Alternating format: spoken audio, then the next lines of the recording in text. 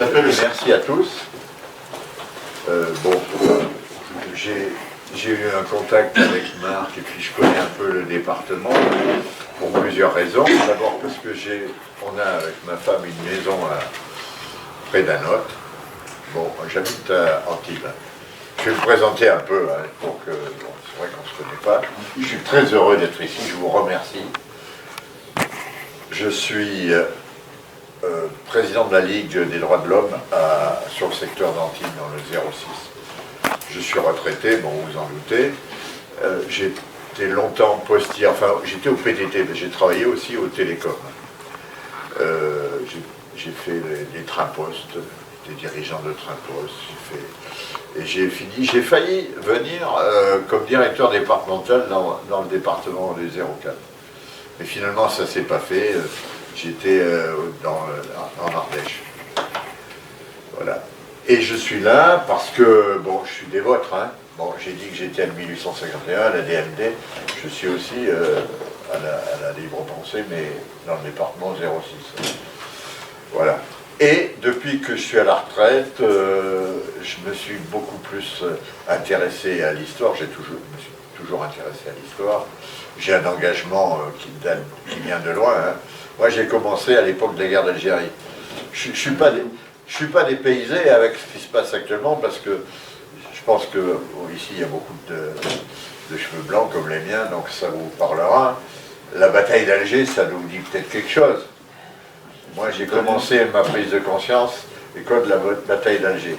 Et ce qui se passe actuellement là-bas à Gaza et en Israël, ça me fait furieusement penser à la bataille d'Alger. C'était une victoire militaire, hein, la bataille d'Alger. Hein. Bijard avec ses légionnaires, ses parachutistes, il a réussi le coup, quoi, hein, mais avec la torture et tout ce qu'on connaît, mais c'est un désastre moral et politique. D'ailleurs, ça n'a pas traîné longtemps pour que il y a pas loin d'un million d'Européens d'Afrique du Nord qui allaient rapatrier. Et ceux qu'on appelait terroristes étaient au pouvoir.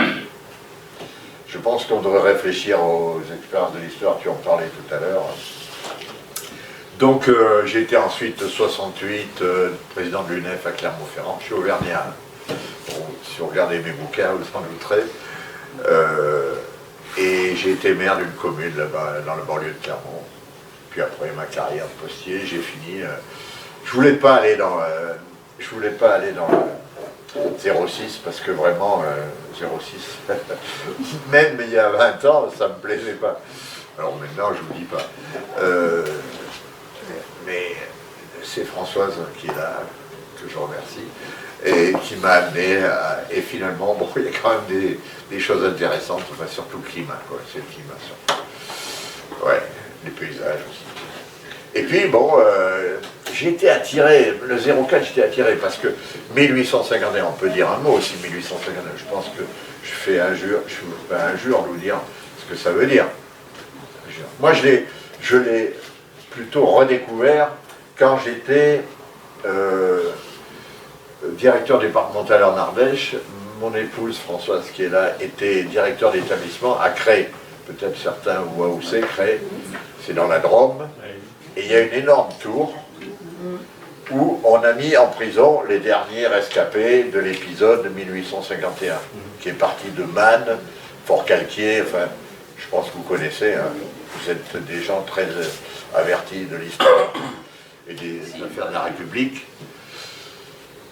Et à Cré, alors si vous passez à Cré, vous arrêterez, il y a un énorme monument aux morts, mais bon, d'habitude, un monument aux morts, je ne vais pas m'attarder là-dessus, moi j'aime pas les monuments aux morts, absolument, surtout ceux de la guerre de 14. Mais là, il y a un monument aux morts un peu spécial.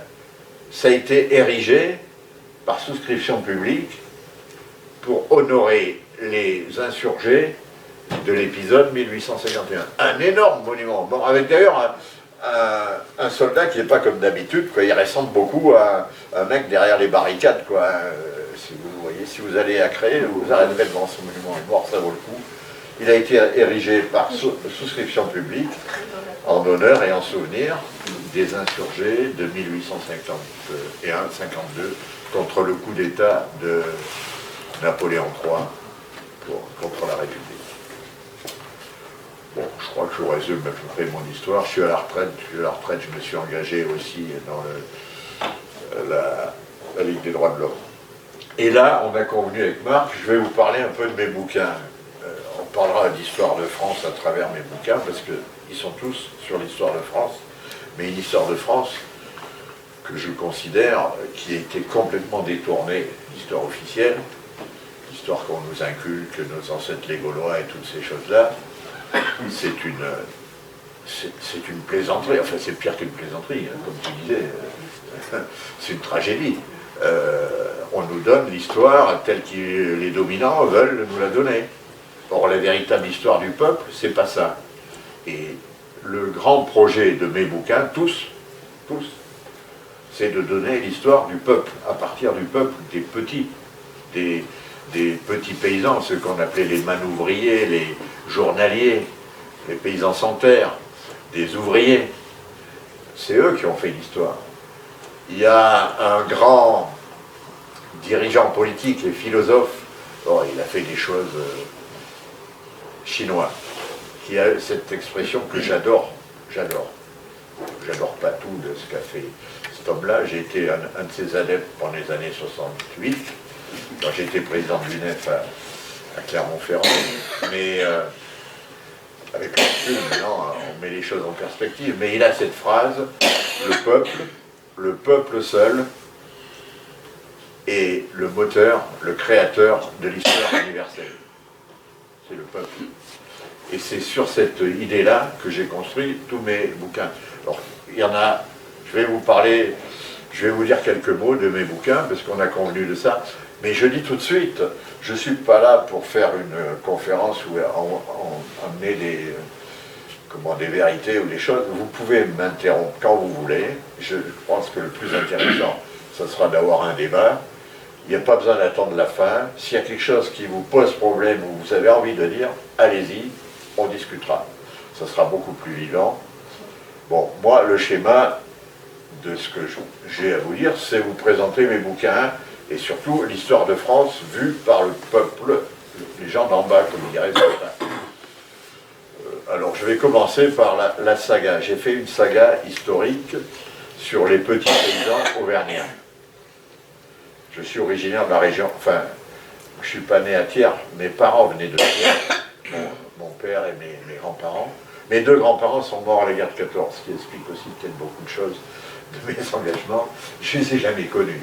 Mon père, il a fait 6 ans de prisonnier en Allemagne, et en revenant, mes parents ont divorcé. Donc je pense que j'ai vécu fortement dans mon histoire personnelle le traumatisme des deux guerres. Des deux grandes guerres. Donc, je suis d'origine, ma famille, de la région de Thiers. Je ne sais pas si vous situez, Thiers, c'est la capitale des couteaux. À l'époque, c'était la capitale presque mondiale des couteaux. Maintenant, c'est comme tout en France, malheureusement. Il ne reste plus grand-chose. Mais enfin, c'est encore... et il y avait ce qu'on appelait les émouleurs. Si ça vous parle à certains, c'est ceux qui sont les torrents, qui ils font le fil de la lame, le fil de la lame qui les rend bien coupantes, et donc qui ont fait aussi pour tout ce qui était pour trucider les gens, les baïonnettes, les sabres, les poignards et tout ça, ils ont créé ça. Donc j'imagine que mes ancêtres étaient là. Je ne les ai pas connus évidemment. Donc c'est l'histoire d'une famille de très petits paysans. Et il y a 4 volumes. Le premier s'appelle Jeanne, une bergère auvergnate dans la Révolution. Ça part, tout à fait au début, ça part des dragonnades. Je suppose que ça vous parle, les dragonnades. Parce que vous parlez de religion.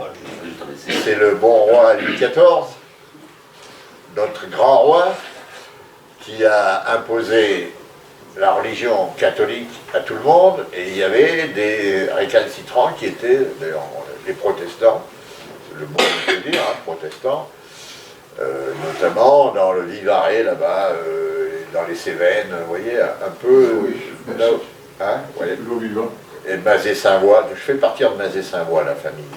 Elle part de Mazé-Savoie parce qu'elle subit les dragonnades.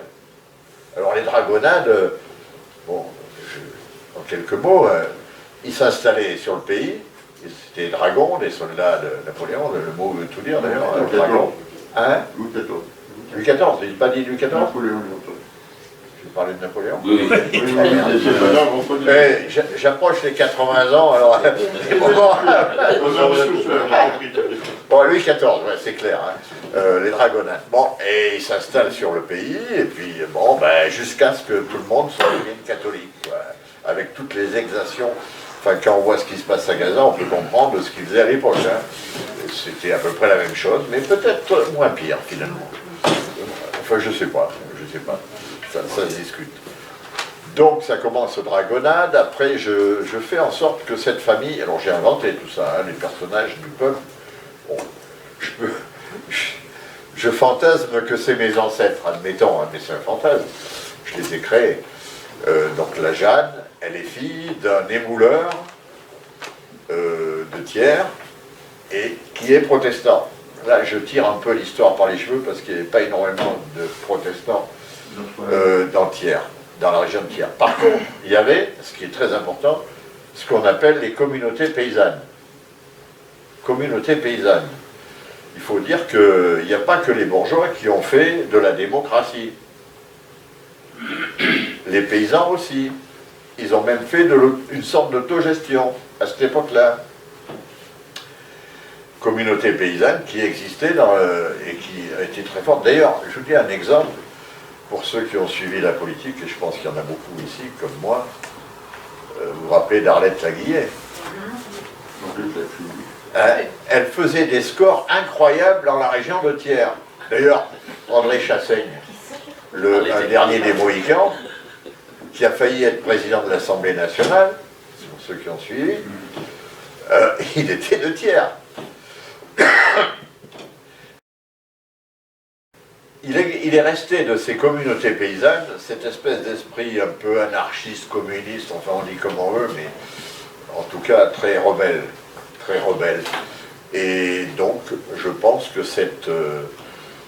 j'ai inventé cette Jeanne, qui est d'une des familles des mouleurs de ce coin-là, et une famille qui a créé une communauté paysanne à partir de l'implantation de l'ancêtre de Jeanne, qui vient du Mazé-Savoie, où il a subi les persécutions de Louis XIV.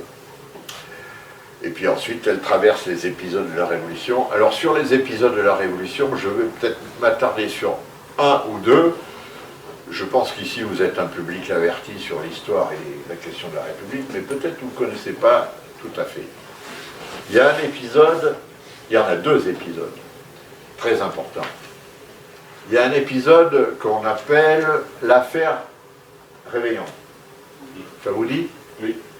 C'est une révolte, même l'historiographie marxiste, à mon avis, donne une vision des choses un peu trop étriquée. Des choses. Moi je dis que c'est un des premiers éléments de ce qu'on pourrait appeler la marche vers une révolution citoyenne. Pourquoi? Parce qu'il y a eu les cahiers de doléances. Il y a eu les cahiers de doléances, c'est Louis XVI qui a, il faut que je fasse gaffe aux chiffres, c'est Louis XVI qui a appelé aux États généraux et on a les cahiers de doléances. D'ailleurs, par exemple, Robespierre, il a rédigé le cahier de doléances pour, je crois, c'est pour les savetiers ou un truc comme ça à Arras. Donc ceux qui savaient écrire et qui étaient un peu instruits, qui étaient dans le domaine du droit, ils écrivaient les cahiers de doléances.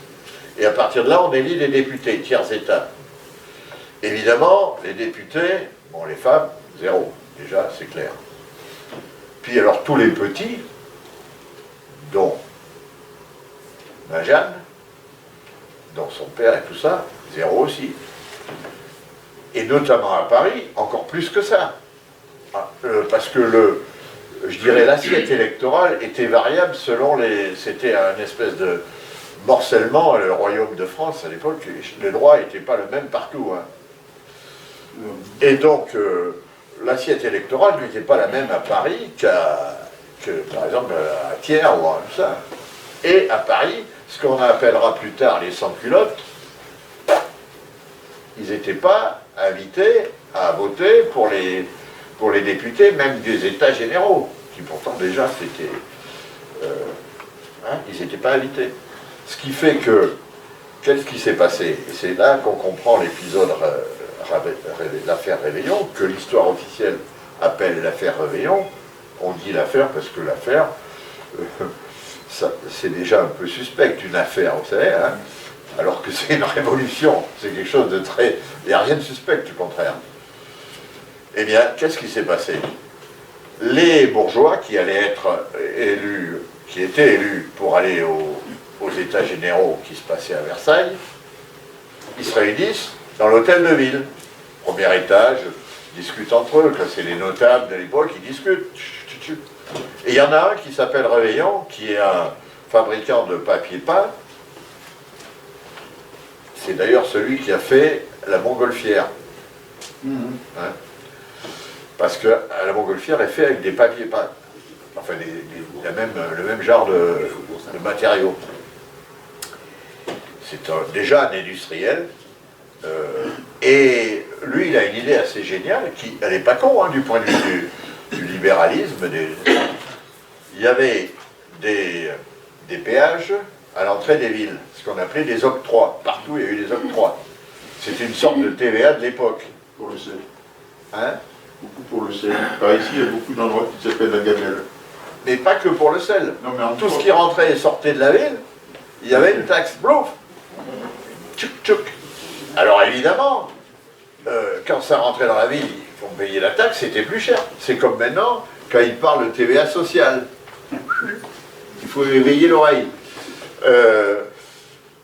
Lui, son idée, c'était de supprimer, comme maintenant, le Rassemblement national supprimait la TVA. Hein, donc supprimer les octrois.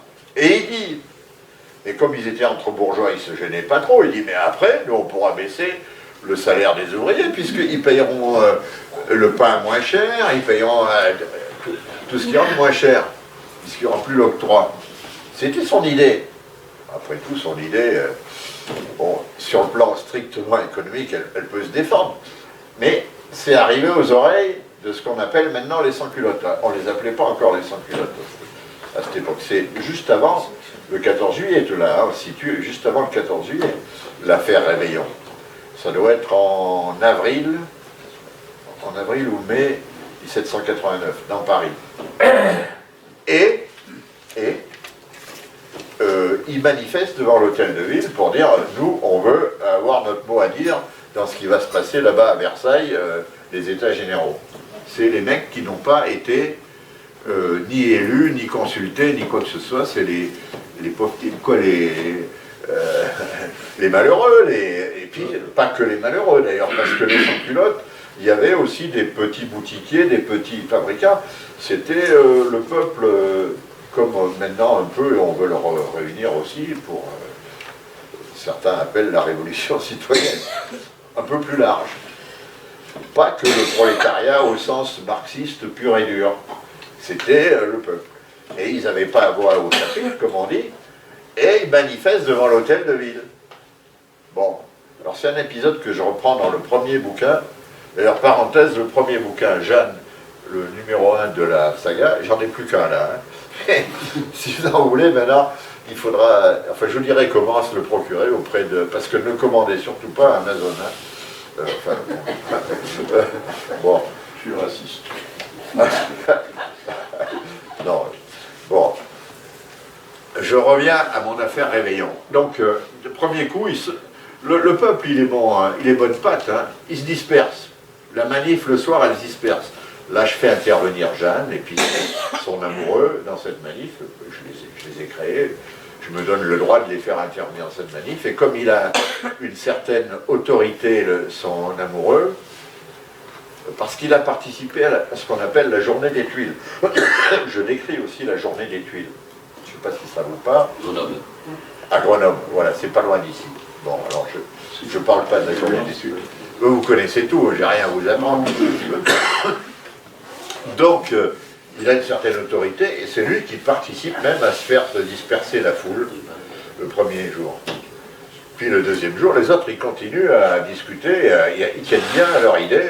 Réveillon, il a convaincu les bourgeois de Paris, il a vendu son idée, quoi. Hein. Ouais, on va supprimer les octrois, c'est ce qu'on va proposer aux États généraux, et on va baisser les salaires la journée, hein. À l'époque c'était les payer la journée, des ouvriers. Alors évidemment, deuxième manif, ça marche plus, et comme ils sont toujours pas reçus à l'hôtel de ville, les mecs, ils se déplacent, la foule en masse, c'est les gilets jaunes de l'époque, si on peut dire, ils se déplacent en masse pour aller sur l'usine du mec Réveillon, qui est le patron de papier peint dont je parlais, qui a cette fameuse idée lumineuse. Donc ça c'est le premier épisode. Je vous dis, le premier épisode. Si vous cherchez dans les livres d'histoire, vous ne le verrez pas, cet épisode-là. Alors que c'est ça qui permet de dire qu'après, il y a la prise de la Bastille. La prise de la Bastille, je suis désolé, hein, il y en a peut-être que je vais heurter, mais politiquement, historiquement, ça n'a aucun impact sur le déroulement de la Révolution. C'est symbolique, ça a été refait par la suite, par la bourgeoisie. Mais c'est bien, hein, c'est bien parce qu'il y a le côté symbolique. La Bastille, c'était un château fort, donc on abat la féodalité, tout ça. Mais politiquement, dans le processus de la révolution qu'on pourrait appeler citoyenne, deuxième épisode très important qui est complètement invisibilisé dans l'histoire officielle de la France. Vous allez chercher sur Internet ou dans les livres d'histoire la fusillade du Champ de Mars. Ça, vous ne la connaissez peut-être pas, parce qu'elle est encore plus invisibilisée. Qu'est-ce qui s'est passé à la fusillade du Champ de Mars? Alors, le premier épisode se termine sur la fusillade du Champ de Mars. La fusillade du Champ de Mars, c'est très très important. Premièrement, c'est là qu'on a inventé le drapeau rouge. Et ouais, on a inventé le drapeau rouge. Parce que pourquoi? À l'époque, il n'y avait pas les mégaphones, il n'y avait pas les machins, et quand la troupe allait charger sur une manif, il y avait une technique, on levait le drapeau rouge au-dessus de celui qui était en tête avec son cheval. Ça voulait dire que ce coup-ci, c'est fini derrière, dispersez-vous, on va charger. C'est ça le drapeau rouge. Donc, on a inventé le drapeau rouge. Mais c'est pas le plus important, mais c'est quand même, c'est pour dire, le plus important, c'est que c'est tout de suite après, l'épisode se passe tout de suite après la fuite à Varennes de Louis XVI. Hein? Et là, le peuple, il commence à vraiment même mon héroïne, Jeanne, qui au début, elle croit au roi. D'ailleurs, j'explique, elle fait partie de la marche des femmes sur Versailles. Je ne vous parle pas de cet épisode-là, encore qui mérite d'être beaucoup mis en avant, parce que pour moi, c'est l'événement central de la Révolution française. La marche des femmes sur Versailles, qui a tout changé. Parce que, à partir de la marche des femmes sur Versailles, le roi, l'Assemblée, tous les organes du pouvoir sont à Paris. Ils sont à Paris, ça veut dire quoi? Sous la surveillance du peuple de Paris. Soit à 2 pas du peuple de Paris. Paris, à l'époque, c'est la 2e ou 3e ville du monde en population. Il y avait Pékin, et il y avait peut-être Londres, ça se discute. Il y a plus d'1 million, hein. Et puis il y a tout autour, enfin c'est un truc. Donc à partir de la marche des femmes sur Paris, Louis XVI et tout le système est sous la surveillance et à portée de fusil, si je puis dire, du peuple de Paris. Donc c'est à partir de là que tout bascule. Et je signale aussi qu'il n'y a pratiquement pas eu de mort dans cet épisode. Les femmes ont mené l'opération et elles se sont même battues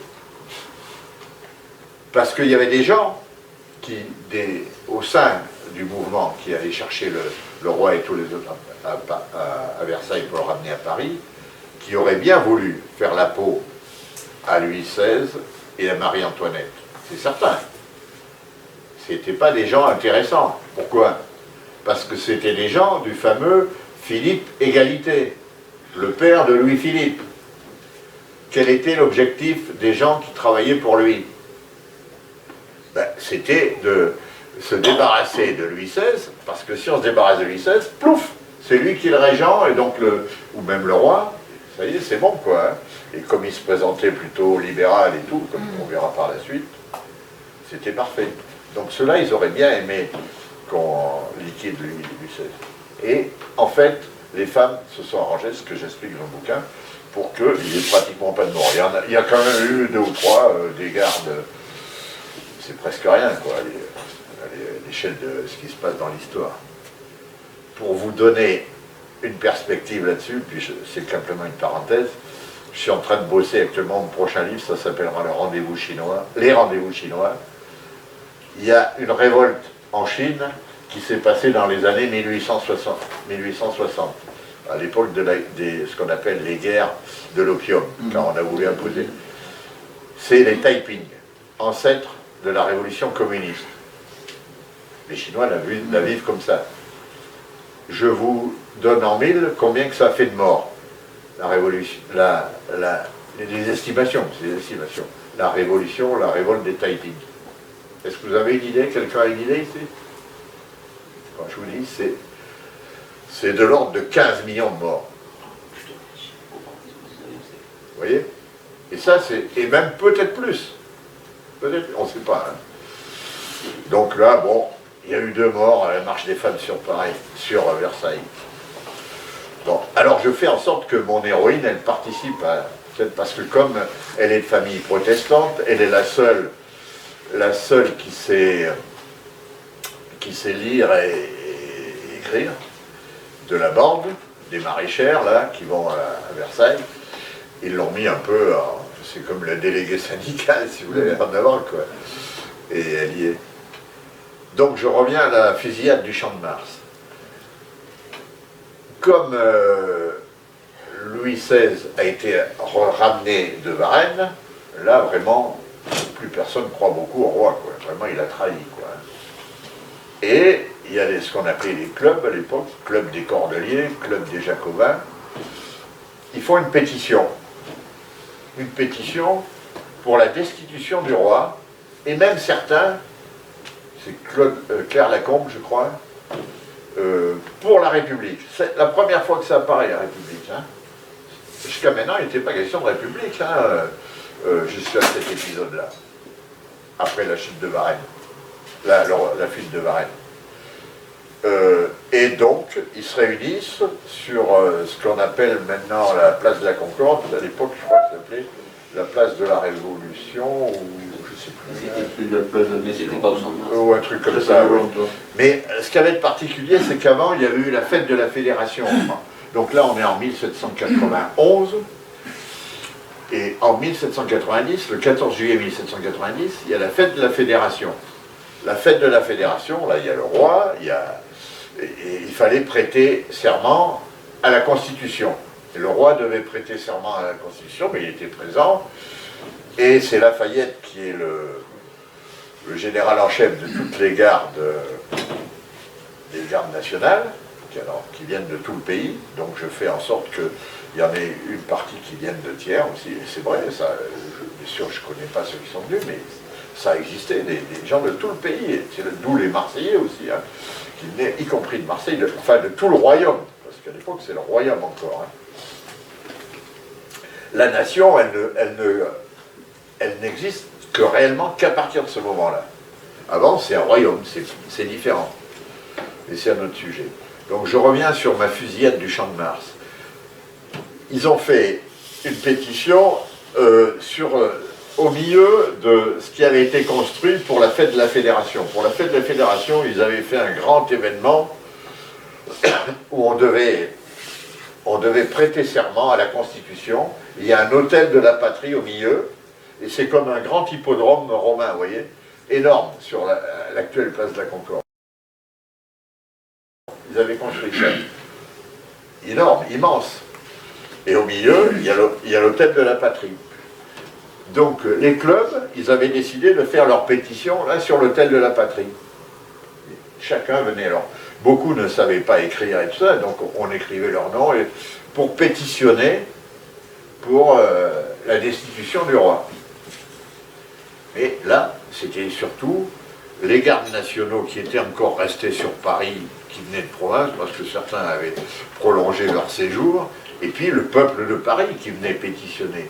Les gens, en gros, c'est, bon, si je faisais un raccourci un peu rapide, les insoumis de l'époque, quoi, qui mettaient en avant ce truc-là, cette pétition. Ça devenait vraiment gênant pour les dirigeants de l'époque, et notamment le certain Lafayette, qui dirigeait la garde nationale. Et donc, l'ordre est donné par l'Assemblée législative. À ce moment-là, on est à l'Assemblée législative. D'abord, il y a eu la constituante, après la législative, et après la convention, après la prise des Tuileries par le peuple de Paris. Là, on est à la législative. Il faut disperser cette manifestation, c'est pas possible.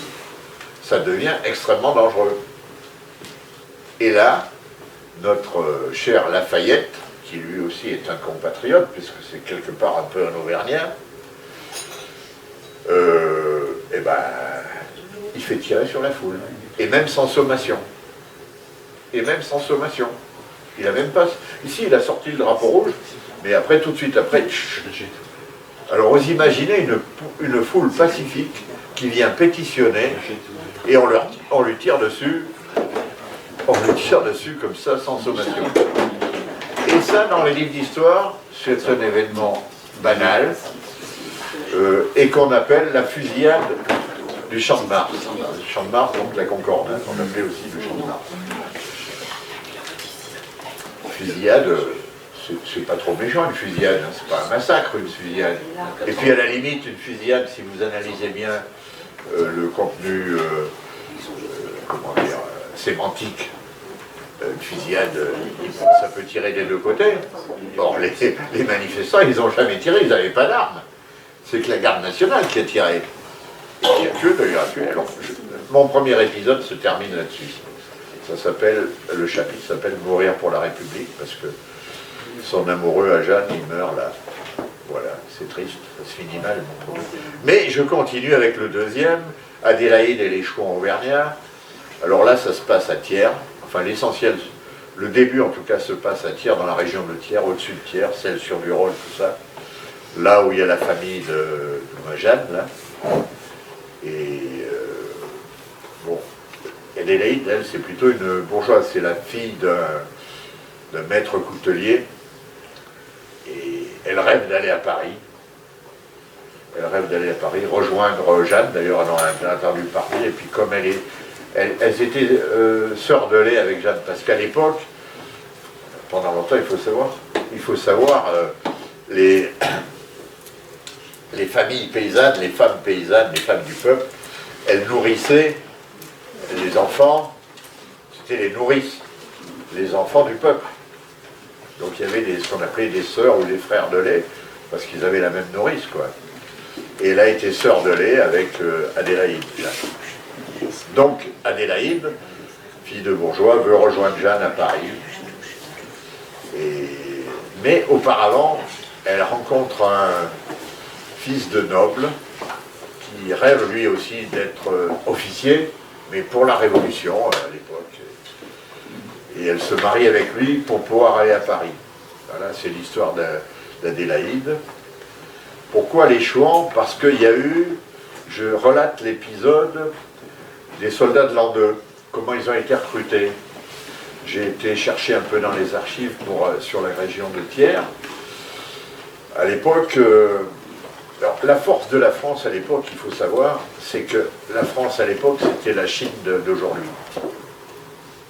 Dans le sens où c'était le géant démographique de l'Europe. Je crois qu'on était pas loin de 30 millions, alors que la Chine a été déjà plus grande, beaucoup plus peuplée. Hein. Elle était déjà peut-être 150 ou 200 millions hein, à cette époque-là. Mais en Europe, les Anglais, ils étaient 10 millions à peu près, l'Espagne, une dizaine de millions. C'est ce qui fait aussi, ce qui explique ce qui s'est passé. Hein. C'est qu'il n'y avait aucun qui faisait le poids, si je puis dire, face à nous. Hein. Donc, bon, très peuplé, et la convention, alors là maintenant on est, l'épisode numéro 2, on est à l'époque de la convention. Il y a eu le fameux épisode qui est l'épisode quand même central de la Révolution pour nous, républicains, c'est là où le peuple a pris les Tuileries, et... les armes. Hein? En fait, les armes. Et les armes, il a pris les Tuileries, et puis il y a eu la Convention, après, qui a été, elle a pour la première fois élue au suffrage universel, ce qui était demandé auparavant, il n'y avait que Robespierre et quelques-uns qui le demandaient. Bon, là, ça a été accepté. Et donc, il y a eu le suffrage universel, enfin, masculin.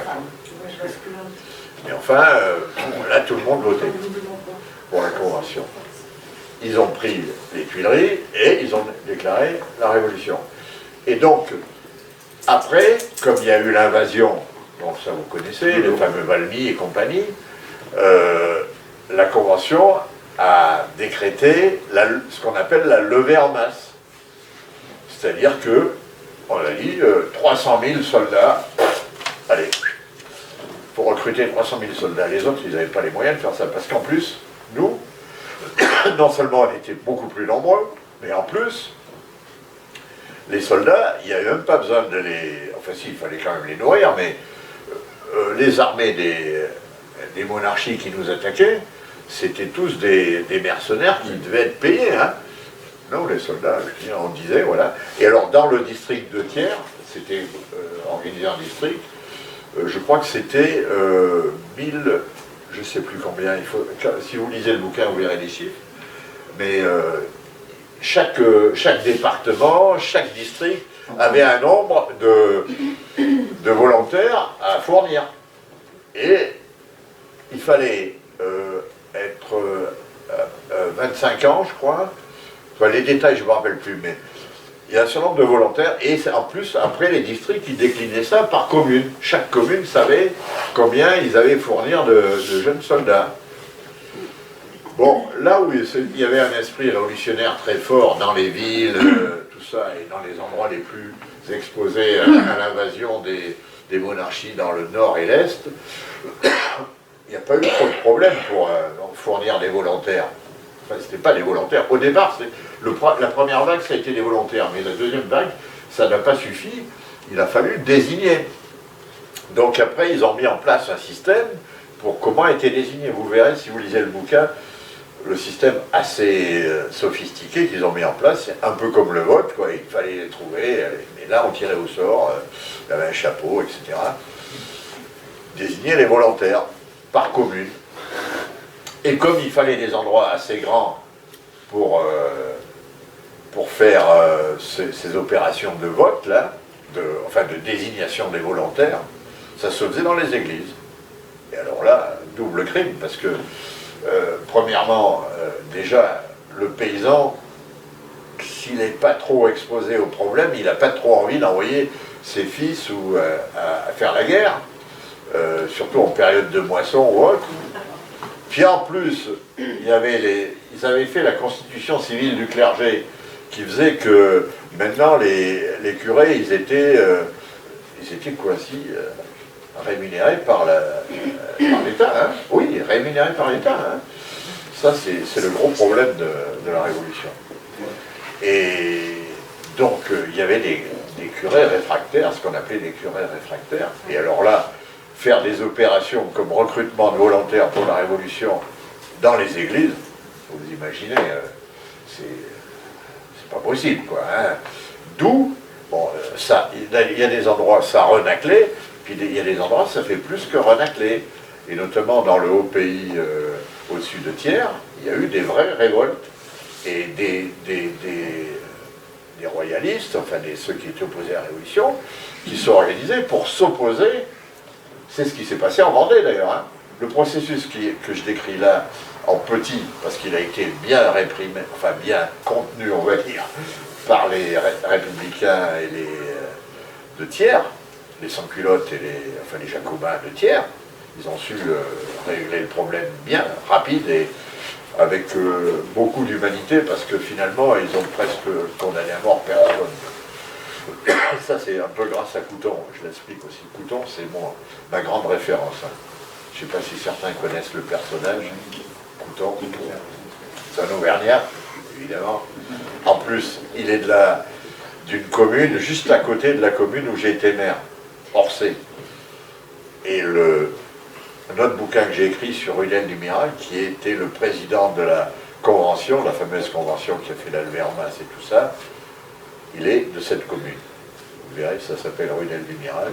J'ai voulu un peu, j'ai mélangé sa vie et la mienne. Donc vous verrez si vous prenez le petit opuscule sur Hudel du Mirail. Je vous dirai un mot quand même, parce qu'il y a quelque chose d'intéressant sur Hudel du Mirail.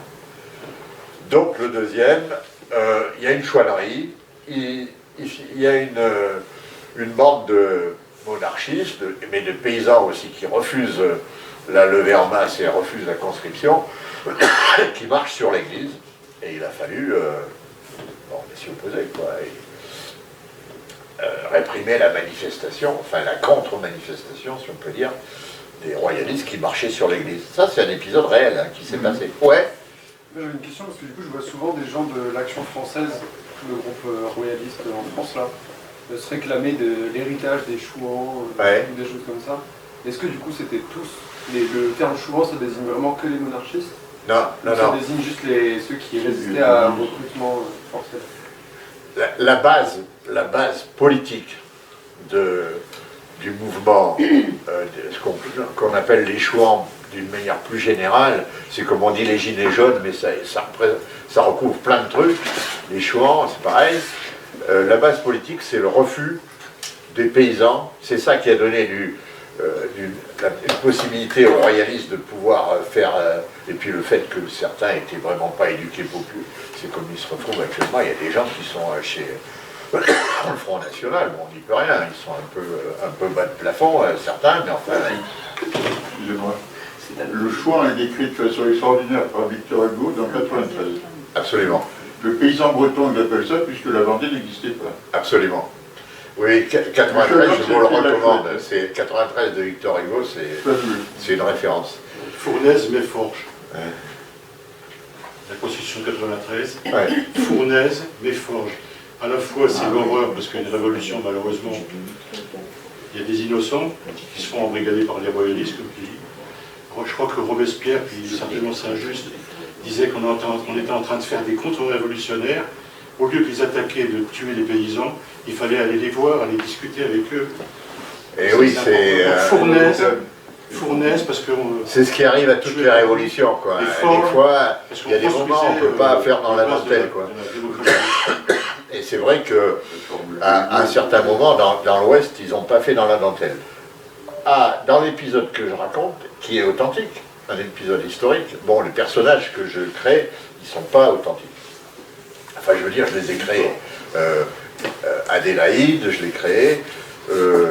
Adhémar, le noble, donc le personnage du noble qui fait la répression, c'est un noble d'ailleurs qui ferait dans le bouquin, mais je pense que ça peut correspondre à la réalité, qui réprime la manifestation royaliste qui se passe dans un des villages. C'est pas à Thiers, hein. À Thiers c'était vraiment très jacobin, mais dans la montagne, quoi. Hein. Il réprime la manifestation royaliste contre les opérations de conscription. Mais ce qui a fourni la base des choix, c'est le refus, disait spontané et compréhensible du paysan qui est éloigné d'abord du théâtre des invasions monarchistes. Parce que quand on est à l'ouest, on est assez loin. Valmy, c'est complètement à l'est, d'une part.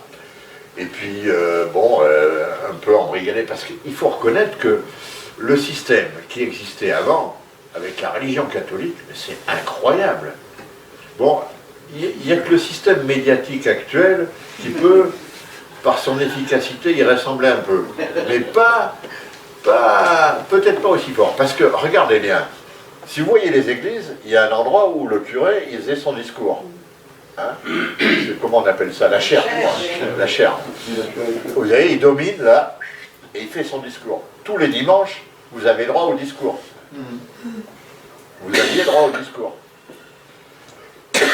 Mais c'est pas tout. Il y a un petit machin qu'on appelle le confessionnal. Là, le curé, il va vous ausculter dans le cerveau, savoir ce que vous pensez, si vous avez fait des péchés, tout ça. Et vous dire, attends, tu as dit que le roi était... Ah non, c'est pas bien ça. 3 patères et 4 avés.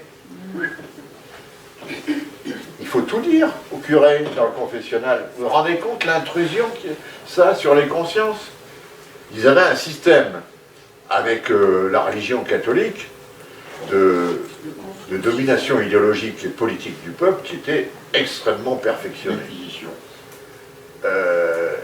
Non, mais même, il n'y a même pas besoin d'inquisition, quoi. C'est un système, quoi. Et voilà.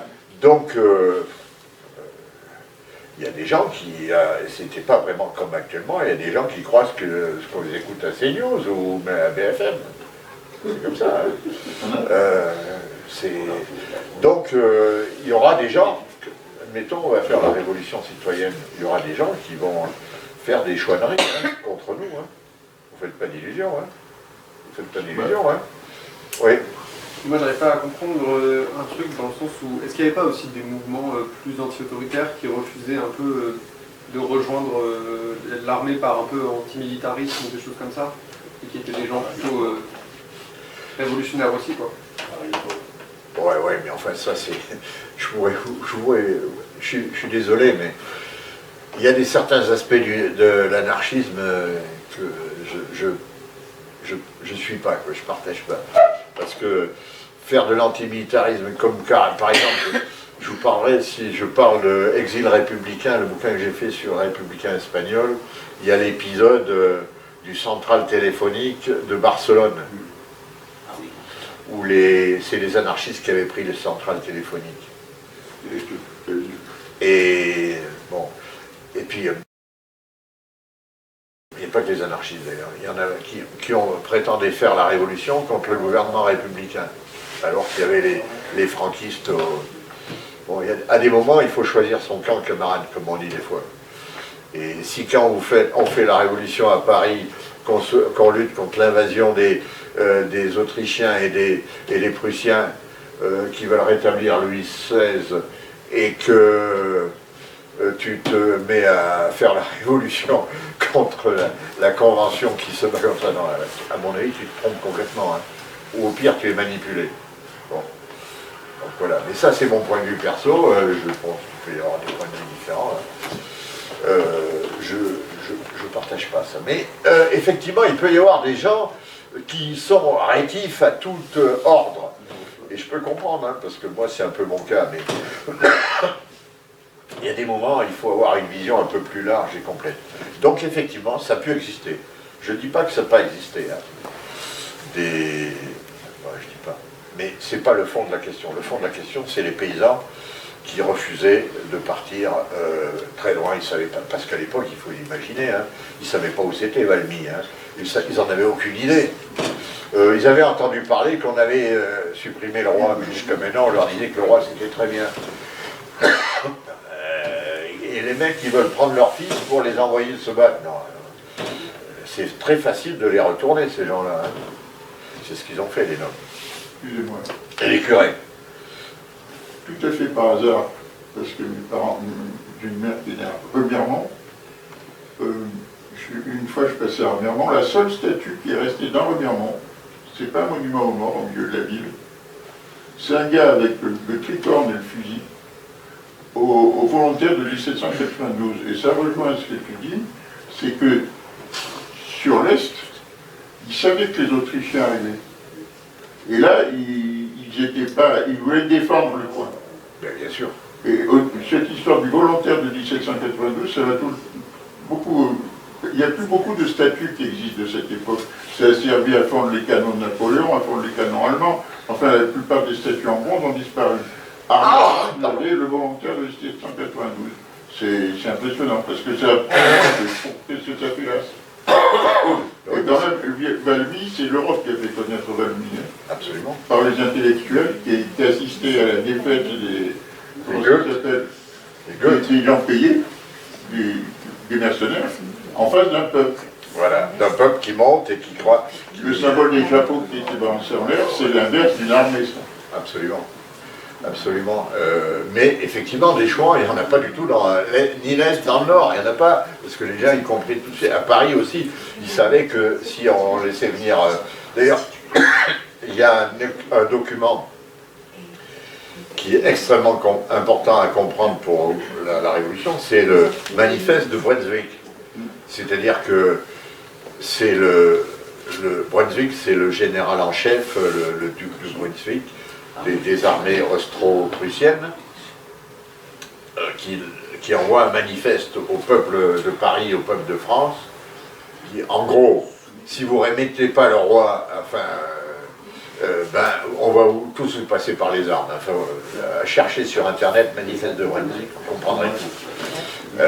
Les mecs, ils comprennent, hein, il n'y a pas à discuter, il faut y aller, quoi, il faut y aller. Et c'est un élan formidable. Bon, et il y en a qui ne comprennent pas. Il y en a qui ne comprennent pas parce qu'ils sont très loin des opérations et puis qui sont englués. C'est comme les mecs du Rassemblement National actuellement, il y a des gens du peuple là-dedans qui croient que c'est l'immigré le problème. Bon, voilà, il faudra leur enlever un peu toutes ces conneries dans la tête, mais ça ne se fait pas comme ça. Bon. Donc, il y a une chouannerie, je reviens à mon Adélaïde, et elle part à Paris, et elle vit les événements, les grands événements.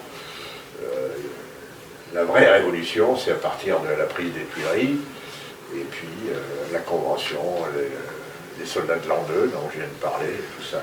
Elle vit là jusqu'à la fin, en gros la fin de la Convention. Bon là je vais aller un peu plus vite parce que l'heure tourne. Le troisième c'est Emma, c'est encore une femme. Emma c'est une chrétienne. Il y a le frère de Jeanne, le jeune frère de Jeanne, que j'appelle Julien je crois, qui est soldat de la République. Alors lui il a été volontaire pour partir, il n'est même pas de la deuxième étape qu'il a fallu désigner des gens qui n'étaient pas volontaires, il était volontaire et il est soldat de la République, et notamment il a été dans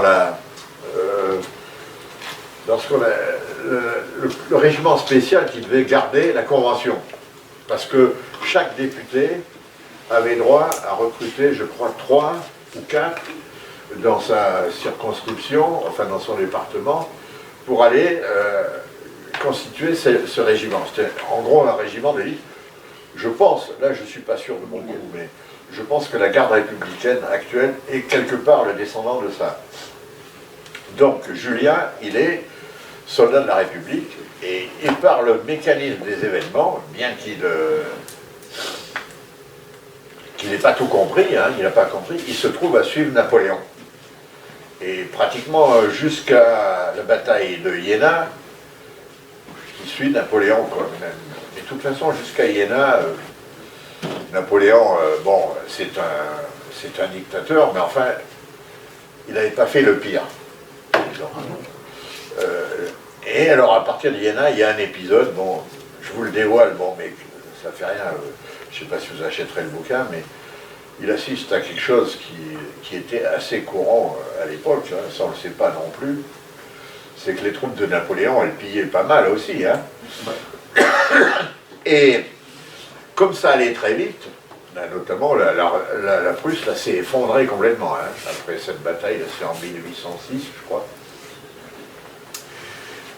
Les soldats de Murat, les cavaleries de Murat, ils marchaient devant, ils allaient beaucoup plus vite, et lui il est dans les fantassins. Et ils arrivent dans un endroit, il n'y a plus rien à bouffer, il n'y a plus rien. Et le chef de l'escouade, enfin de son bataillon, il dit ouais, mais il faut aller chercher, partez par groupe de 2 et aller chercher à bouffer, démerdez-vous pour trouver pour le bivouac. De toute façon, ils étaient déjà en terrain conquis parce que les Prussiens étaient débordés complètement après la bataille d'Iéna. D'ailleurs, la vraie bataille, c'est pas Napoléon qui l'a gagnée, c'est Auerstadt. Mais enfin, c'est autre chose, bon, je ne vais pas tout dire. Et à un moment, ils arrivent dans une ferme, et au lieu de trouver à manger, ils trouvent une jeune fille qui se planquait. Et bon, bah, ils la ramènent au campement. Alors, au campement, avec son copain, ils étaient deux, que je fais en sorte, alors si ça vous intéresse, sur Emma, j'ai fait en sorte que le copain de mon Julien, là, le frère de Jeanne, il soit originaire des ce qu'on appelait à l'époque des Basses-Alpes, c'est-à-dire votre département. Il est originaire d'Anote, parce que comme j'ai une maison là-bas, je me suis fait un petit plaisir. Le copain de Julien, il est originaire d'Anote, et avec son copain, il ramène la nana, enfin, excusez, il ramène la fille au campement, ils sont bredouilles. Alors les autres, ils disent chef, on a trouvé que ça. Il y en a qui se pointent, il dit, bon écoutez, bon, la nourriture ça se partage, les filles aussi ça se partage. Alors là, bon Julien, je l'ai inventé, mais je trouve que c'est très bien ce qu'il fait. Il dit non, non, mais attends, moi je suis pas d'accord. Et puis il s'oppose, parce qu'en fait, c'est ce qui allait être un viol collectif. Et je veux vous dire que, franchement, les armées de Napoléon, il y a eu des trucs comme ça. Hein. Là aussi, d'ailleurs, je n'ai pas inventé, je suis allé chercher dans des documents d'histoire. Il y en a eu. Je ne dis pas que c'était la règle, hein, attends, les armées françaises quand même, bon, mais enfin, en tout cas, cet épisode est tout à fait plausible. Et la fille, c'est Emma. Emma, voilà. Et puis ça, c'est l'épisode numéro 3. Et puis l'épisode numéro 4, c'est Éléonore, et l'épisode et l'automne rouge des vignerons auvergnats. Et là, je terminerai là sur ma saga, hein, mais parce que putain, je suis trop bavard. Là, j'ai mis en scène un épisode qui est encore historique, documenté, j'ai allé chercher les trucs, qui s'est passé dans ma commune, enfin la commune où j'ai été maire, Choriat, et ça préfigure les... Enfin, c'est une des manifestations des banquiers républicains qui ont suivi 1830, 1848. Il y a cette particularité des banquiers républicains qui ont eu lieu en Auvergne. Auvergne, c'était quand même un sacré lieu de contestataires. Hein. D'abord, vous avez Couthon, vous avez Soubrani, vous avez Rome qui a inventé le calendrier républicain. Il y a beaucoup de conventionnels en Auvergne. D'ailleurs, j'ai fait les statistiques, en proportion, c'est l'endroit où il y a le plus de montagnards, ce qu'on appelle les montagnards. D'ailleurs, je vous donne un autre truc, c'est qu'en Auvergne, il y a un journal qui s'appelle La Montagne, pour ceux qui savent. Ça ne vient pas du fait il y a des sommets, hein. Ça vient du fait que c'est la référence historique à la montagne face à la Gironde. Hein. Il n'y a pas d'erreur là-dessus, ça vient de là. Ça monte au début du XXe siècle, le journal. Et c'était une référence à la montagne. Voilà. Donc l'Auvergne est assez révolutionnaire et républicaine. Et les banquiers républicains, vous en avez certainement entendu parler, ce qui a donné lieu à la révolution de 1848, puisqu'à l'époque, ils n'avaient pas le droit de faire des meetings, enfin c'était un peu comme une forme de fascisme, si on veut. Monarchie de juillet. Ils avaient trouvé, pour contourner l'opération, le biais de faire des banquets. Et à la fin des banquets, la tradition, il y en avait qui se mettaient à chanter, et d'autres qui se mettaient à faire des discours. Ils faisaient des discours. On ne pouvait pas dire que c'était une réunion publique, c'était un banquet. On pouvait même dire que c'était pour un mariage, par exemple. Ils faisaient un banquet, il fallait s'inscrire, et puis après il y avait des discours. Ils contournaient l'interdiction de faire des réunions par ce système-là. Et en Auvergne, la différence qu'ils ont par rapport aux banquiers républicains qu'on trouve ailleurs en France, mais ça c'est pas connu aussi, c'est encore un élément que je mets en avant qui n'est pas du tout connu. Ils ont fait des banquets qui d'une part s'adressaient au peuple, aux ouvriers et aux paysans, où les femmes étaient admises, y compris les gamins, et il ne fallait pas payer, on amenait sa nourriture, et il se faisait, là c'est le fameux banquet d'ailleurs on pourrait chercher sur internet, le banquet du puits Montaudou, c'est un puits comme il existe le puits de Dôme, le puits de Sancy, etc., qui est à côté de Clermont, et il était ouvert aux ouvriers et aux paysans, d'où la faucille et le marteau. Ça vient de là. Non mais, les Auvergnats, ils ont inventé aussi ça.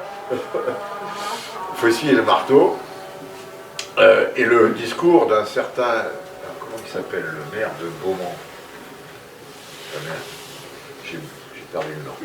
Il a fait un discours où il encense l'unité des ouvriers et des paysans, et évidemment aussi pour la République. Mais à l'époque, ils n'avaient même pas le droit de parler de République. Hein. On est sous la monarchie de Juillet.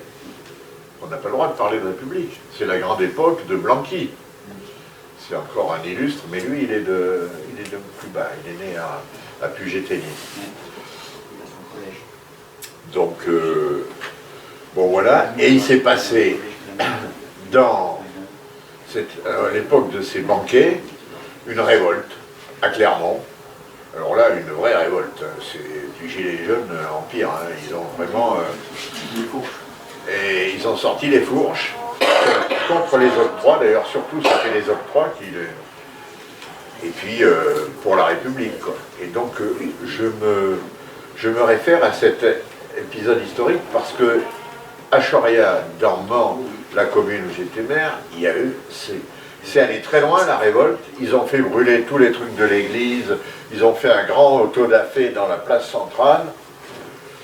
Et il y a eu, je crois que c'est 20 ou 30 condamnés qui sont allés au bagne de cette commune, de ma commune.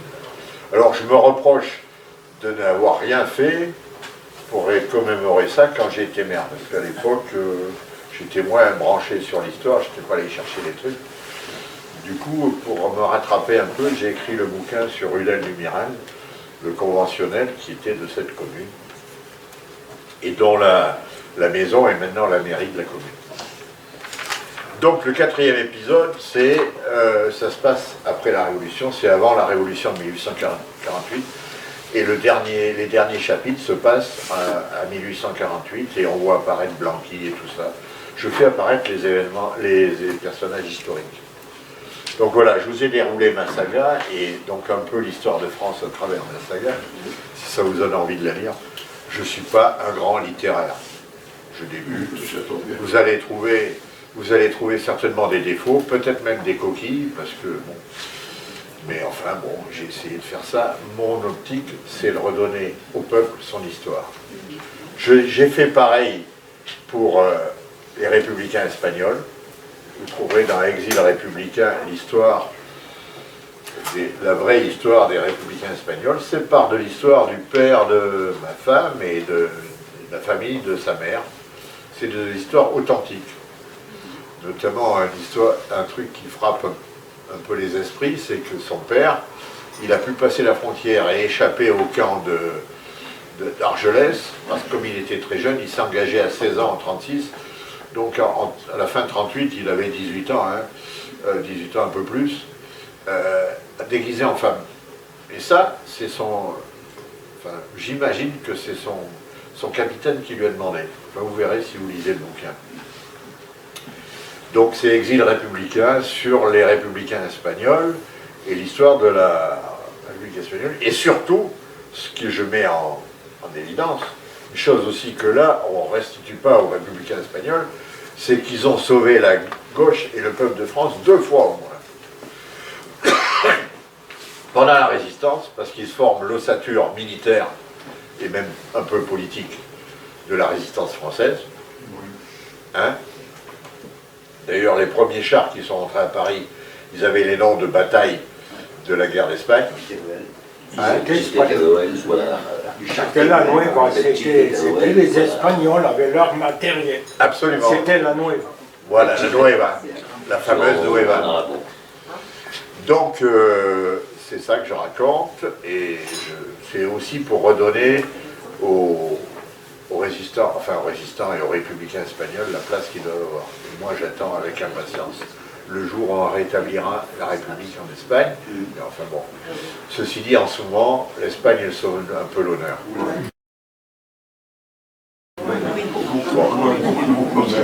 Bon, alors ça, c'est Exil républicain. Ensuite, j'ai écrit un bouquin sur Napoléon. Vous avez tous compris tout le bien que je pense de Napoléon. Bon, ceci dit, comme général, il était exceptionnel. Je parle général. Mais, comme dirait Clémenceau, la guerre est une chose trop sérieuse pour qu'on la laisse aux militaires. Donc, comme général, mais comme politique, mais il était nul. Alors, je ne sais plus qui c'est qui me parlait de Bainville. Ah oui, c'est toi. Bainville, oui, effectivement, pour écrire ça, je suis allé chercher, y compris Bainville, qui est, bon, pour ceux qui connaissent, c'est un historien, enfin, un écrivain d'extrême droite, quoi. Hein. C'est la référence de Sarkozy, de Darmanin, enfin, tout ce qu'on voudra. Et puis, il y a que ça, monarchiste. Monarchiste. Oui. Bon, mais il décrit Napoléon. Et alors, justement, même Bainville, il est obligé de reconnaître que le fameux épisode là où il a fait son 18 Brumaire, là, son coup d'État, d'ailleurs c'est pas lui qui l'a fait, c'est Sieyès. Ouais. C'est Sieyès. Mais enfin bon, lui il a su l'utiliser. Il a été tellement nul qu'il a fallu l'exfiltrer de l'Assemblée nationale parce qu'il était incapable de tenir un discours. Et c'est son frère qui a sauvé la situation. Son frère qui était président de l'Assemblée nationale. Donc tout le bien que je dis de Napoléon, bon, en gros, c'est une catastrophe, quoi. Et que certains comparent, ils parlent de bonapartisme pour De Gaulle et qui comparent De Gaulle à Napoléon, alors là, je dis que c'est une injure pour De Gaulle. Parce que De Gaulle, bon, moi j'ai fait 68, vous imaginez que je ne suis pas un fan de Gaulle, mais maintenant avec le recul historique, je me dis quand même, bon, il y a des choses qui n'étaient pas si mal que ça. Et puis alors, comparer De Gaulle à Napoléon, c'est faire une injure à De Gaulle. Parce que Napoléon, il a pris la France après Fleurus, après Robespierre. La France, à l'époque, elle avait ses frontières naturelles. Il faut voir dans quel état il l'a rendu quand il est parti. Regardez un peu, sans compter le nombre de morts qu'il a fait. En plus, si on regarde le bilan historique de ce bonhomme, je ne parle même pas rétablissement de l'esclavage, tout ça j'en parle, enfin si, j'en parle dans le bouquin.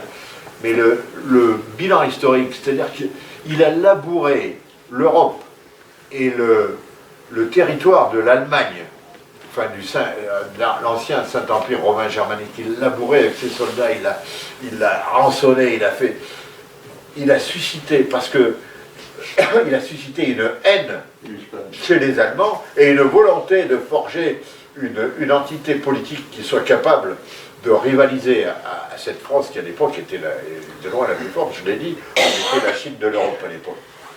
On avait 30 millions et les autres beaucoup moins. Donc, il a suscité une volonté de revanche qu'on a payée pendant 2 siècles après, pratiquement. Parce que tout le reste découle de là. Tout le reste découle de là. Bismarck, pourquoi Bismarck il allait créer l'empire allemand aux Galeries de Glace à Versailles? C'est pour donner un corps à cette revanche. L'empire allemand, il est créé, je vous signale, à Versailles, je pense que vous le savez, hein, à la Galerie des Glaces. Bon, alors, Napoléon, c'est une catastrophe, quoi. C'est une catastrophe, politiquement, c'est une catastrophe. Oui, si je peux me permettre. Vas-y. C'est par rapport à le terme bonapartiste, quand on parle de bonapartisme de la part de Gaulle.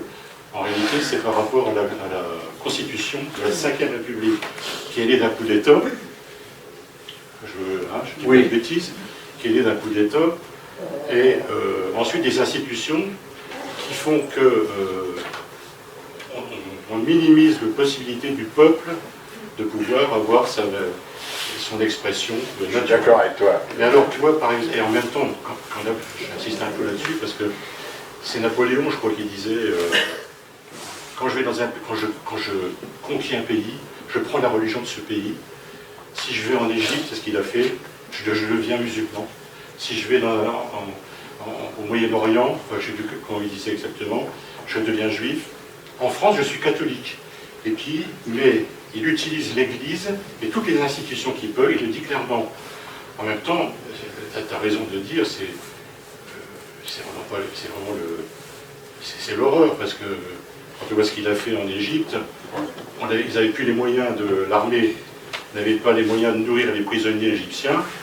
Il a donné l'ordre, vous les abattez à la baïonnette, y compris à la baïonnette, parce qu'il ne faut pas dépenser les balles. Absolument.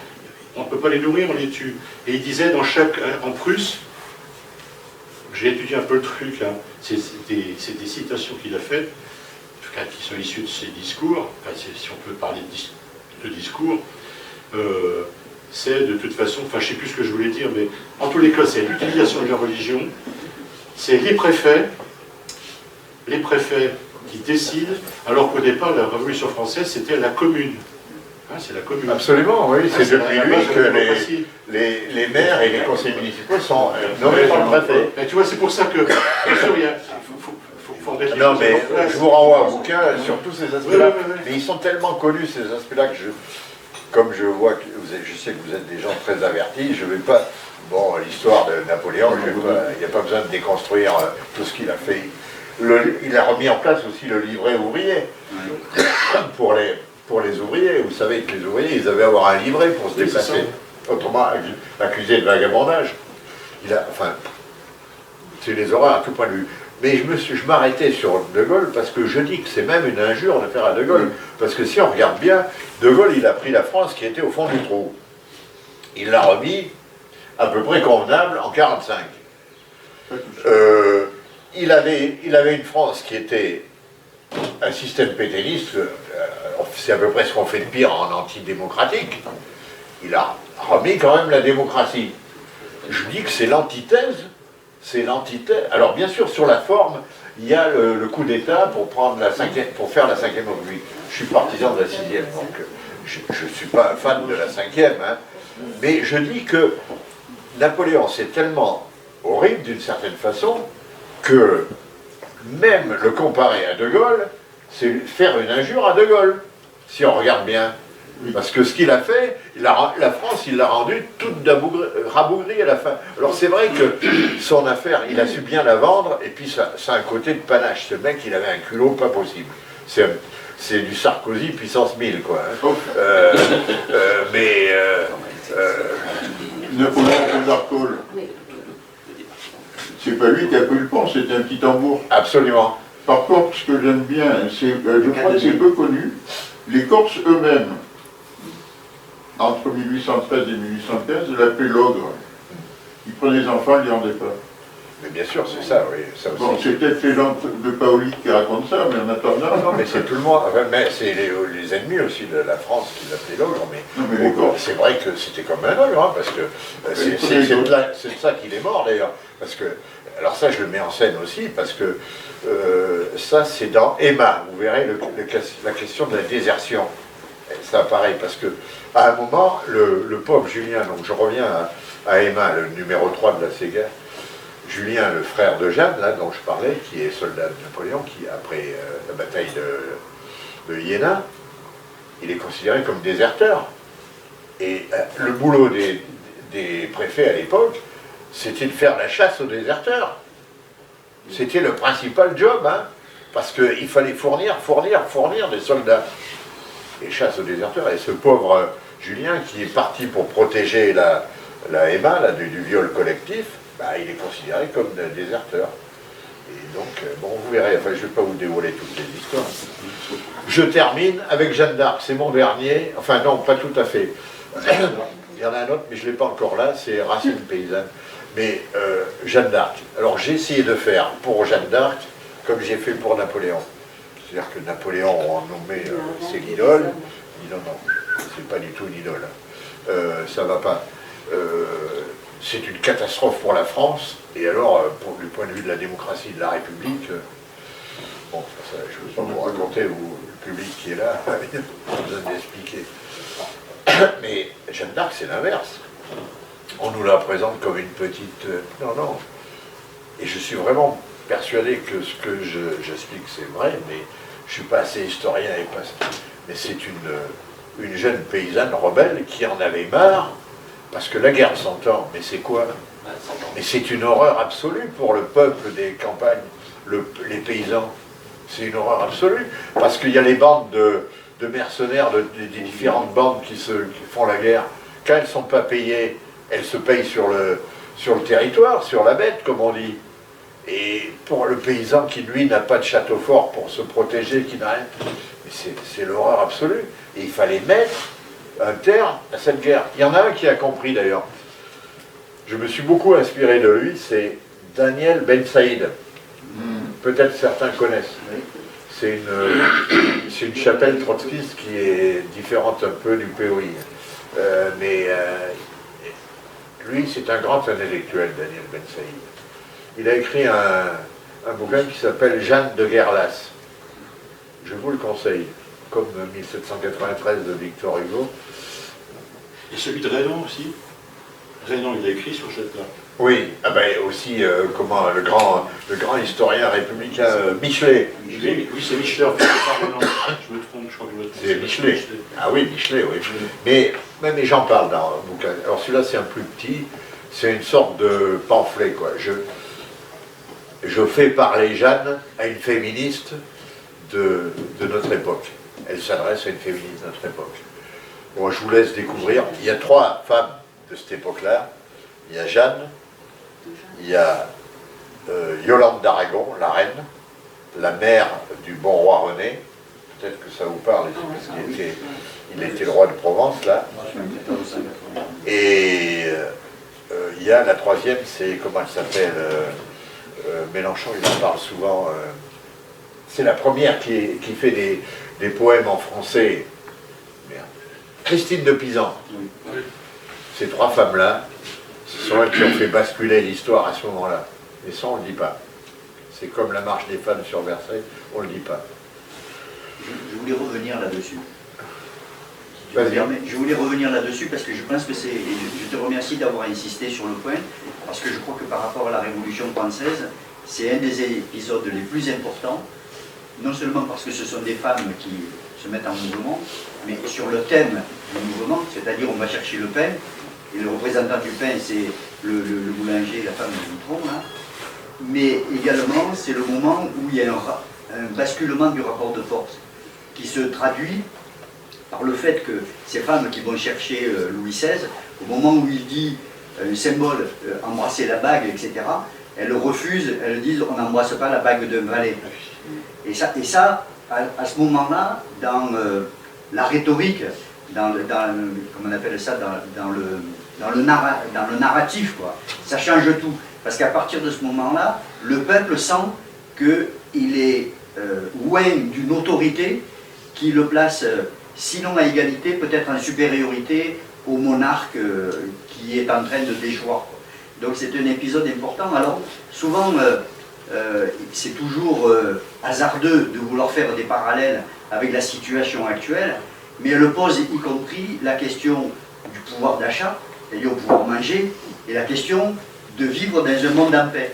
Et aujourd'hui, dans la période que nous traversons de guerre qui risque de devenir planétaire, comme le posait tout à l'heure Marc en propos introductif, la place des femmes dans le combat contre la guerre qui se prépare, il est plus qu'important. Et moi je veux rendre hommage aussi au courant des femmes localement qui ont créé un mouvement, les femmes contre la guerre dans le 04. Ah ouais? Oui, et ça c'est bien, ça, très important. Et ça m'émeut de l'évoquer parce que, encore une fois, c'est hasardeux de faire les parallèles avec ce qui s'est passé pendant la Révolution française, mais voilà, c'est éclairant. Et puis, alors, j'ai pas la prétention de répondre, c'était par rapport à l'interrogation de notre jeune camarade là, sur la question du pacifisme, sur la question du refus parfois d'être enrôlé dans une guerre. On a vécu ça il y a 80 ans dans ce département. Il y a Jean Genot, qui est un écrivain qui a pris position pour le pacifisme et qui, au moment de la Seconde Guerre mondiale, a tenu des propos non seulement honteux, mais qui mettaient en difficulté les authentiques résistants. Il a traité les résistants locaux de voyous et d'assassins. C'est pas rien.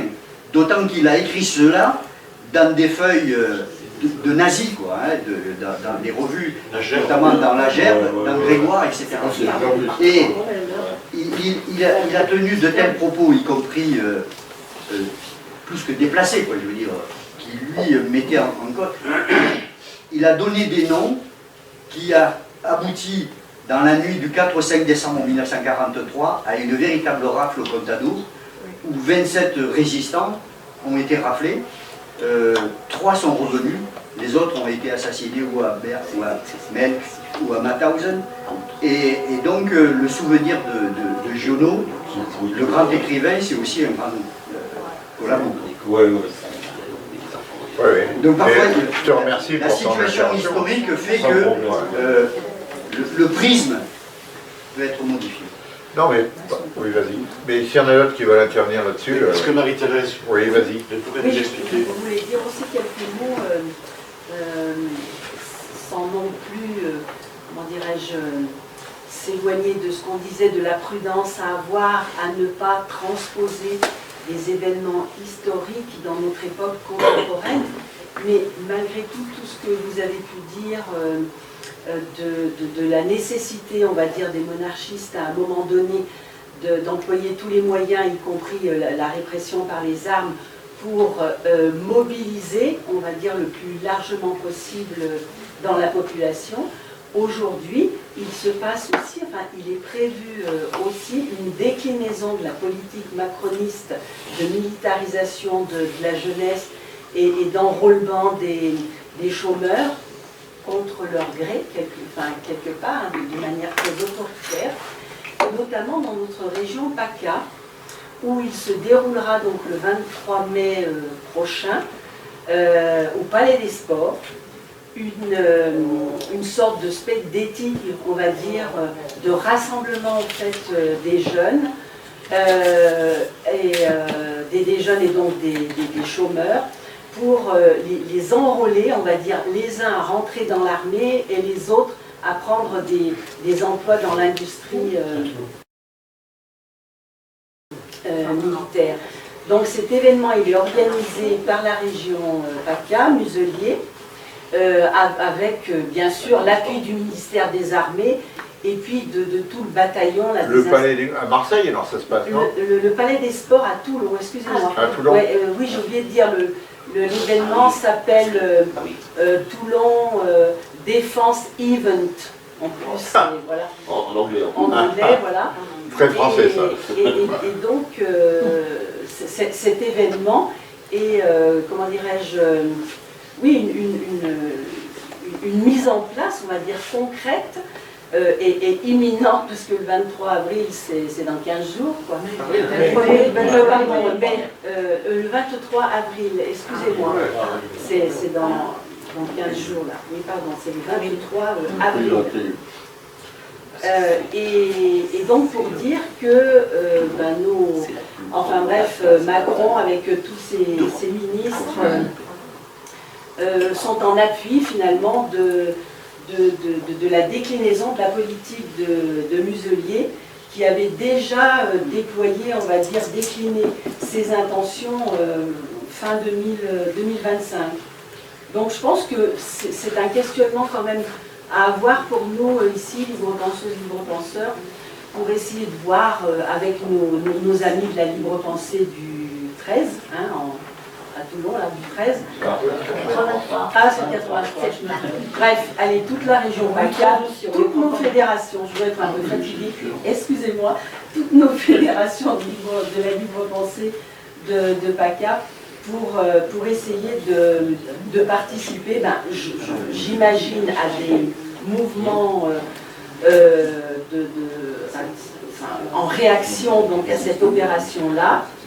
Je sais qu'il y a quelque chose qui s'organise du côté syndical et de la CGT notamment, mais je veux dire, c'est à nous tous, enfin, d'élargir aussi, de rassembler nos forces pour contester cette opération, on va dire, de militarisation de la jeunesse, que nous contestons. Et dans le groupe là, qui s'est constitué de Femmes 04 contre la guerre, c'est justement un point d'appui, c'est ce qui fait d'ailleurs le rassemblement des femmes là, dans le département, pour dénoncer cette politique-là, en fait. Enfin, c'est un des leviers sur lesquels nous nous appuyons. Là, de contester cette politique militariste. Oui, merci. En fait, je ne sais pas. Excuse-moi, ils vont les mettre où les militaires, puisqu'on n'a plus de casernes, on a tout revendu et tout, là, maintenant. Directement sur le front. Ouais, Ils vont les envoyer au front où ils seront Ils vont tués. faire leur classe sur le front. Et sur la question du pacifisme, du refus d'antimilitarisme, je signale que quand même le fameux, tous les 11 novembre, on se réunit pour la journée pacifiste à Château-Marnoux, au monument, et Pierre et Daniel Roy qui ont fait le recensement, pas tout seul, hein, le recensement de tous les monuments pacifistes, ont bien décrit, c'était en 2011 quand ils sont venus, ils ont bien décrit ce monument-là comme étant pacifiste et antimilitariste.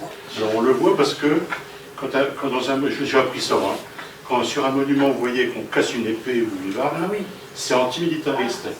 Et sur cette question-là qui est scabreuse, parce que regardez, il y a un film qui vient de sortir qui s'appelle Des ombres, des cris de collaboration. Alors, on nous montre un certain Lucher, qui, un peu comme Giono. Moi, quand j'arrivais dans le département, je citais Giono. Je me suis fait incendier. Parce qu'on m'a dit, Giono, le collabo. Moi, je ne sais pas, il faut apprendre. Moi, je lis Giono, quand il décrit les paysages, quand il décrit la vie des paysans, etc. Et tu découvres. Céline aussi écrit très bien. Alors il faut séparer l'homme de l'œuvre, de l'œuvre de l'homme, etc. Mais c'est difficile, hein. C'est quand même des sacrés coquins. Mais comment pacifiste, il y a tout dedans. Personnellement, je vais vous dire, moi je suis un pacifiste, mais je suis pour la résistance armée. Quand on m'attaque, si on me tape sur la joue droite, j'attends pas la joue gauche comme Michel Blanc. Au contraire, j'en mets deux en face. Ça me paraît évident, c'est naturel. Maintenant, je comprends que, regardez, en ce moment en Israël, vous avez des jeunes qui disent, ou même des religieux, qui disent non, pas d'armes, on n'ira pas se battre. Bon, ça peut être hypocrite, mais il y a toutes les nuances dans ce qu'on appelle le pacifisme. Il faut se méfier. Et moi, j'en reviens à De Gaulle. Je veux dire que j'ai assis sur le bonapartisme, mais quand, à la Libération, moi ça m'avait frappé, on voyait les troupes qui défilaient à Paris, devant De Gaulle, notamment, devant De Gaulle, pour fêter, c'était la Libération, 44, 45, et il n'a que mépris pour les troupes qui défilent devant lui. Pourquoi? Parce qu'il y a des anarchistes, des communistes, de tout, qui avaient fait la guerre d'Espagne, il y avait des trotskistes, il y avait tout ce que... Le défilé à Paris, la gare de Gaulle, de chaque côté, c'était les républicains espagnols qui gardaient De Gaulle, enfin qui le protégeaient. Tout à fait. Et ça, on ne l'a jamais dit. Et après, on a touché, c'est comme on a viré un noir, parce que les Américains ont demandé qu'il n'y ait pas de noir pendant le défilé. Mais c'était les républicains, ils n'avaient pas confiance. Il y a quelqu'un qui demandait là-bas, une main qui s'est levée, c'est bon? Il faut qu'ils discutent un peu. Sur la question là, il y a deux types de guerres. Il y a des guerres justes et des guerres injustes. Enfin, des combattants du côté d'une guerre juste. Et par exemple, comme tu le dis, quand le pays est envahi, c'est normal de se défendre par tous les moyens. Donc que des gens fassent de la résistance passive, c'est un choix, c'est-à-dire qu'ils ne prennent pas les armes, c'est un choix. Mais il faut résister. Parce que quand on est envahi, en général, c'est pas pour vous libérer, hein. C'est d'une manière générale. Oui, mais est-ce qu'on peut te forcer à prendre les armes pour te libérer, quoi? C'est ça la question. Voilà. Moi je pense que c'est ça qui nous interpelle, c'est l'enrôlement obligatoire de certaines populations dans les guerres. Moi je n'ai pas la nécessité, comme l'a dit le camarade, de prendre les armes à des moments pour résister, bien au contraire. Mais il y a des formes de pacifisme effectivement qui relèvent de la lâcheté. Mais il y a quand même à des moments des formes d'embrigadement pour défendre une cause dite juste, qui je pense vont au-delà de certaines limites acceptables. Et puis moi, la question c'était aussi de concrètement l'effet que ça a sur les populations. Là, on voit les paysans, ils se sont tournés vers les monarchistes parce que c'était les seuls qui disaient bah d'accord, vous voulez pas prendre les armes, venez, on va prendre les armes contre les révolutionnaires, parce que c'est eux qui veulent nous enrôler de force. Et du coup, réfléchir sur le long terme, de dire en fait, les gens ne veulent pas forcément prendre les armes, comment est-ce qu'on s'organise par eux et les recruter de force, c'est pas une très bonne solution. C'est pire que ça, c'est que les monarchistes les ont utilisés. Et ils ont amené à prendre les armes contre leurs véritables amis, leurs véritables défenseurs. Donc ils ont pris les armes de toute façon, les Chouans. Hein. Oui. Et je pense pas que ce soit du pacifisme ce qu'ils ont fait. Hein. Parce que si on regarde bien, là aussi, bon, c'est sûr que les républicains, les colonnes infernales et tout ça, c'était pas terrible, hein, c'est sûr, mais les Chouans, ils ont fait des choses, même sur le plan strictement humanitaire, encore pire. Les troupes chouanes, je ne parle pas des paysans, je parle des gens qui étaient enrôlés derrière les monarchies.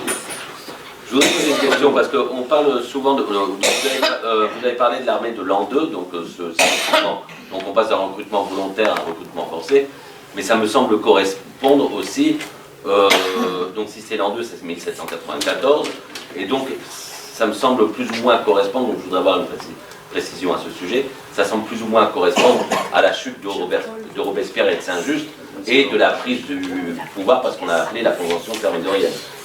Donc je voudrais savoir si ça correspond à peu près, parce qu'on est en train de... Si vous voulez, on était quand même dans une situation politique lors de la Révolution française, lors du passage de... donc la guerre contre les monarchies coalisées commence en février 1792, si mes souvenirs sont bons, et puis la France subit une succession de défaites, jusqu'au moment où les troupes coalisées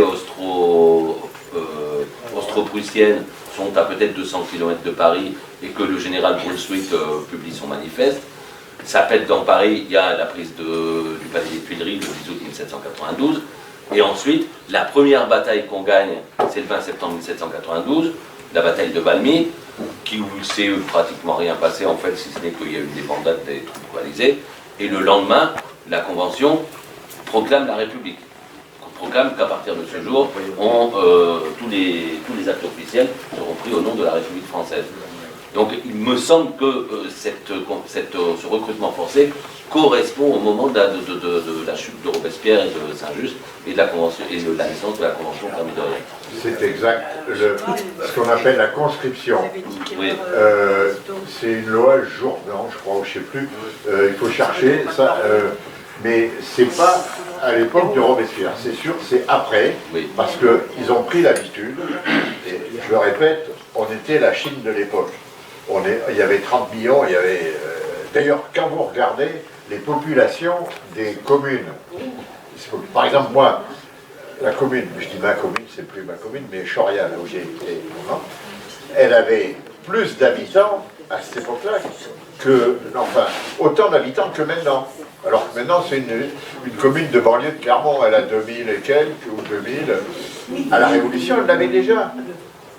C'était très très peuplé, la France. Et donc, ils ont mis en place la conscription, le système de la conscription, c'est en 95, ou en 96. On allait le chercher. Avant, c'était des lois spéciales qui disent, bon, il y a danger, la République en danger, la nation en danger, il y a une loi spéciale et on va faire des recrutements comme ça. Mais une loi spécifique. Le système même de la conscription, il date effectivement d'après Robespierre. Tu as raison. Oui, et parce que on se souvient aussi que lorsque Louis XVI prononce son discours à la tribune de l'Assemblée nationale pour aller vers une logique de guerre contre les monarchies européennes, Robespierre met en garde l'Assemblée nationale contre une logique militaire qui pourrait conduire vers un despotisme à la romaine, en fait. Et donc, Robespierre, dans son discours du février 1792, prévoit la prise de pouvoir par la force. Et donc il prévoit la fin de la révolution dans une logique militariste. Alors c'est exact, mais ça c'était à l'époque de la législative. Oui. Il n'y avait pas encore la République. Oui. Et effectivement, le grand débat entre les Girondins et ce qu'on appelle les montagnards, Robespierre, si on veut, montagnards, c'est de savoir, parce qu'à l'époque, les Girondins, ils voulaient absolument faire la guerre. Ils voulaient faire la guerre. Pourquoi? Première raison, si on envoie tous ces sans-culottes là de Paris se battre là-bas, ils ne seront pas à Paris, et peut-être même qu'ils seront tués, c'est tout bénéf pour la bourgeoisie. Hein? Deuxièmement, ils se donnent des allures d'ultra-révolutionnaires. C'était quasiment des gauchistes à l'époque, si on peut dire. Hein? Par rapport à Robespierre, qui dit, attendez, c'est là qu'il donne sa fameuse phrase, peut-être certains la connaissent, les peuples n'aiment pas les missionnaires armés. C'est pas, on ne va pas aller faire la révolution chez les autres. Repris par les Iraniens. Voilà, on peut d'ailleurs l'appliquer à l'Iran actuellement. Ouais. Les peuples n'aiment pas les missionnaires armés. Et lui, Robespierre, il a peur aussi. Troisième avantage de ça, c'est qu'on peut, si un général victorieux, peut-être d'ailleurs ce qu'a essayé de faire Lafayette, et même Dumouriez, hein, un général victorieux d'une guerre comme ça, il revient et puis il va nous débarrasser de tous ces sans-culottes, c'est-à-dire les gilets jaunes de l'époque, ou même les insoumis de l'époque. Hein. Il va nous débarrasser de tout ça, et puis ça sera bon, quoi. Hein. Donc, effectivement, c'est pas aussi noir et blanc, hein, ça c'est sûr. Oui, une dernière chose, parce que le manifeste de Brunswick, on sent qu'il écrit sous la dictée des exilés de Coblence qui se sont réfugiés un peu partout en Allemagne et en Autriche. Et moi, j'ai une petite expression, parce que ça m'a fait penser le nom de quoi Napoléon était le nom, parce qu'il y a eu un écrit il y a quelques années en arrière qui s'appelait De quoi Sarkozy est-il le nom de... Ah oui, c'est un fameux ex-maoïste. Oui, voilà. Et donc ça m'a fait penser à ça. Et moi j'ai une expression, j'appelle ça le syndrome de Coblence, qui est quelque chose qui depuis la Révolution française, c'est pour moi une constante dans l'histoire de France. C'est-à-dire qu'à chaque fois que leurs privilèges sont menacés, les classes possédantes et dirigeantes de ce pays se tournent toujours vers la trahison. Voilà, en partant de Coblence, en passant par la guerre franco-prussienne et l'écrasement de la Commune de Paris et le sacrifice de l'Alsace-Moselle pour sauvegarder les intérêts de la bourgeoisie française en 1870, jusqu'à l'armistice de 1940. Et alors je pense que ça peut être le mot de la fin, parce qu'on approche de la fin infaillible. Ah oui, hélas. Mais de quoi Napoléon est-il le nom? De quoi Napoléon... Alors je vous dis tout de suite, là c'est exactement ça. Le nom de Napoléon, c'est l'incapacité et la volerie de notre bourgeoisie. Parce que si on compare, même par rapport à la bourgeoisie anglaise, ils ont un peu plus de tenue. Nous, nos bourgeois, il faut toujours qu'ils aillent chercher un général, un militaire, et à l'étranger même, pour combattre leur peuple. Parce que le peuple français est tellement puissant, tellement fort, il a une tradition révolutionnaire tellement forte, qu'ils n'y arrivent pas.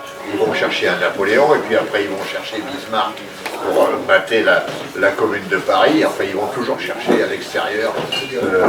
Et puis après Hitler pour le sang nucléaire, etc.